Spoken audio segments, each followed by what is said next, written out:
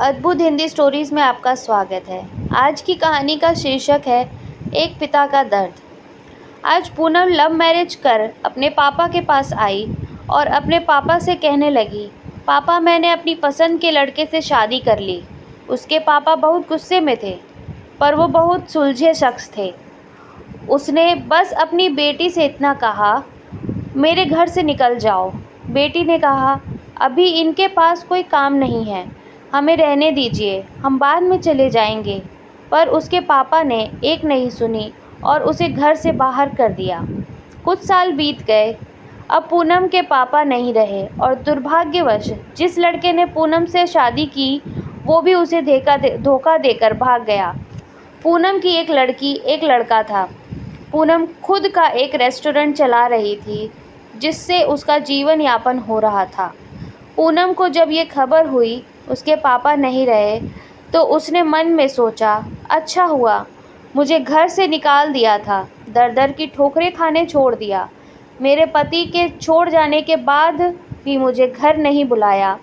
मैं तो नहीं जाऊंगी उनकी अंतिम यात्रा में। पर उसके ताऊ जी ने कहा, पूनम हो आओ, जाने वाला शख्स तो चला गया, अब उनसे दुश्मनी कैसी। पूनम ने पहले हाँ ना किया, फिर सोचा चलो हो आती हूँ, देखूँ तो जिन्होंने मुझे ठुकराया वो मरने के बाद कैसे सुकून पाता है। पूनम जब अपने पापा के घर आई तो सब उनकी अंतिम यात्रा की तैयारी कर रहे थे, पर पूनम को उनके मरने का कोई दुख नहीं था। वो तो बस अपने ताऊ जी के कहने पर आई थी। अब पूनम के पापा अंतिम यात्रा शुरू हुई।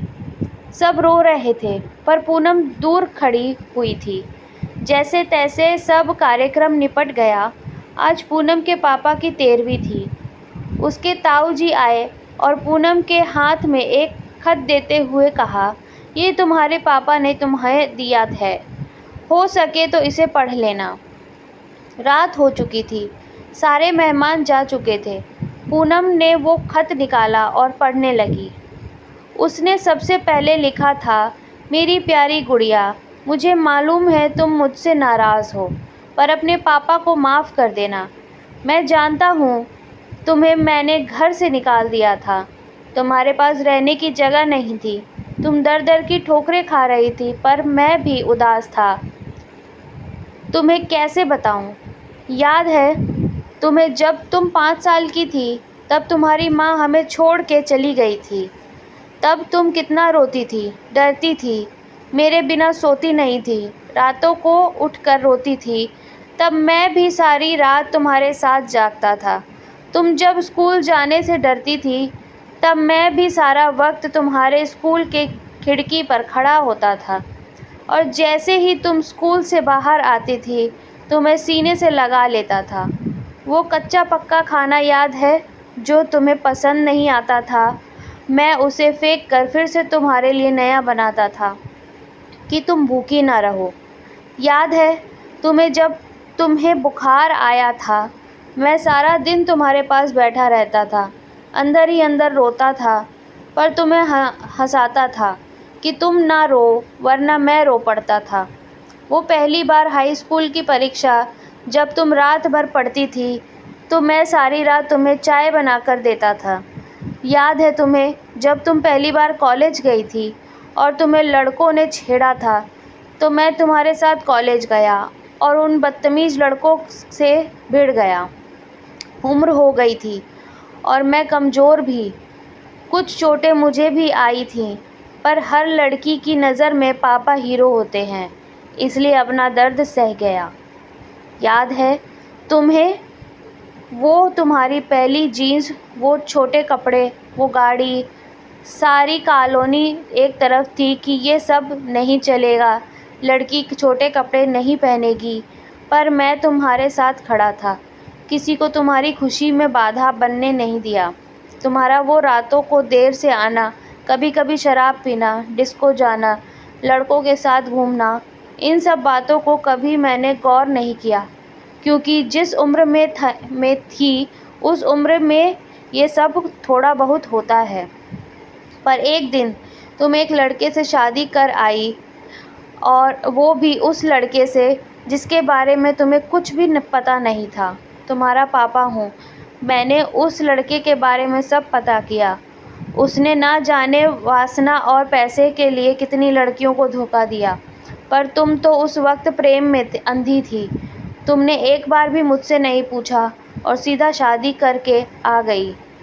मेरे कितने अरमान थे, तुम्हें डोली में बिठाऊं, चांद तारों की तरह तुम्हें सजाऊं, ऐसी धूमधाम से शादी करूं कि लोग बोल पड़े, वो देखो शर्मा जी, जिन्होंने अपनी बच्ची को इतने नाजों से अकेले पाला। पर तुमने मेरे सारे ख्वाब तोड़ दिए। खैर, इन सब बातों का कोई मतलब नहीं है। मैंने तो तुम्हारे लिए खत इसलिए छोड़ा है कि कुछ बात कह सकूं। मेरी गुड़िया, अलमारी में तुम्हारी माँ के गहने और मैंने जो तुम्हारी शादी के लिए गहने खरीदे वो सब रखे हैं। 3-4 घर और कुछ ज़मीन है। मैंने सब तुम्हारे और तुम्हारे बच्चों के नाम कर दी है। कुछ पैसे बैंक में है, तुम बैंक जाकर उसे निकाल लेना। और आखिरी में बस इतना ही कहूँगा गुड़िया, काश तुमने मुझे समझा होता। मैं तुम्हारा दुश्मन नहीं था, तुम्हारा पापा था। वो पापा जिसने तुम्हारी माँ के मरने के बाद भी दूसरी शादी नहीं की, लोगों के ताने सुने, गालियाँ सुनी, ना जाने कितने रिश्ते ठुकराए, पर तुम्हें दूसरी माँ के से कष्ट ना हो इसलिए खुद की ख्वाहिशें मार दी। अंत में बस इतना ही कहूँगा मेरी गुड़िया, जिस दिन तुम शादी के जोड़े पर घर आई थी ना, तुम्हारा बाप पहली बार टूटा था। तुम्हारे माँ के मरने के वक्त भी इतना नहीं रोया जितना उस वक्त, और उस दिन से हर दिन रोया। इसलिए नहीं कि समाज, जात, परिवार, रिश्तेदार क्या कहेंगे, इसलिए वो जो मेरी नन्ही सी गुड़िया सुसु तक करने के लिए सारी रात मुझे उठाती थी, पर जिसने शादी का इतना बड़ा फैसला लिया पर मुझे एक बार भी बताना सही नहीं समझा। गुड़िया, अब तो तुम भी माँ हो। औलाद का दर्द, खुशी सब क्या होता है वो जब दिल तोड़ते हैं तो कैसा लगता है। ईश्वर तुम्हें कभी ना ये दर्द की शक्ल दिखाए। एक खराब पिता ही समझ के मुझे माफ़ कर देना मेरी गुड़िया। तुम्हारा पापा अच्छा नहीं था जो तुमने उसे इतना बड़ा दर्द दिया। अब खत यही समाप्त कर रहा हूँ, हो सके तो माफ़ कर देना। और खत के साथ एक ड्राइंग लगी थी जो खुद कभी पूनम ने बचपन में बनाई थी, और उसमें लिखा था, आई लव यू मेरे पापा, मेरे हीरो हैं, आपकी हर बात मानूंगी। पूनम रो रही थी। उतने में उसके ताऊजी आ गए। पूनम ने उन्हें रोते रोते सब बताया, पर एक बात उसके ताऊजी ने बताई। उसके ताऊजी ने कहा, पूनम, वो जो तुम्हें रेस्टोरेंट खोलने और घर खरीदने के पैसे मैंने नहीं दिए थे, वो पैसे तुम्हारे पिताजी ने मुझसे दिलवाए थे। क्योंकि औलाद चाहे कितनी भी बुरी हो, माँ बाप कभी बुरे नहीं होते। औलाद चाहे माँ बाप को छोड़ दे, माँ बाप मरने के बाद भी अपने बच्चों को दुआ देते हैं। दोस्तों, पूनम के पापा को सुकून मिलेगा या नहीं मुझे नहीं पता, पर इस खत को पढ़ने के बाद शायद सारी ज़िंदगी पूनम को सुकून नहीं मिलेगा। बस इतना ही कहूँगी। आखिर में दोस्तों, लव मैरिज, शादी करना इस कोई गलत बात नहीं है, पर यही अपने माता पिता की मर्ज़ी शामिल कर लें।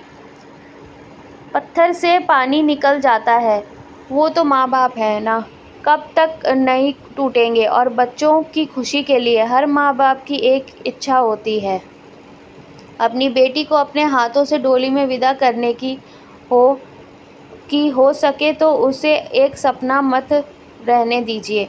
अगर आपको मेरी कहानी अच्छी लगी हो तो मेरे चैनल को सब्सक्राइब ज़रूर करें। मिलते हैं एक नई कहानी के साथ। धन्यवाद।